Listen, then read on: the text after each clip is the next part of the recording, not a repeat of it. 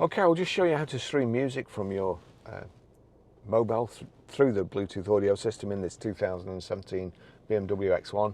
So first of all, we go over to music, and if you look here at the bottom, the track that's playing, click on the silver triangle and the silver circles.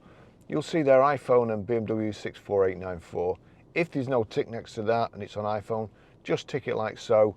That means any audio that comes through your phone, whether it be iTunes, Spotify, Amazon Prime Music, a YouTube video, the audio will come through.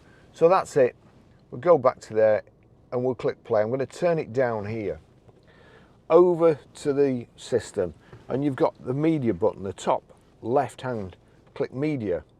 Now you see there, that's on disc, and it's, there you go, it's no disc, so nothing's playing. So if I click media again, like so, it brings up another menu, and you'll see there, sound or external devices.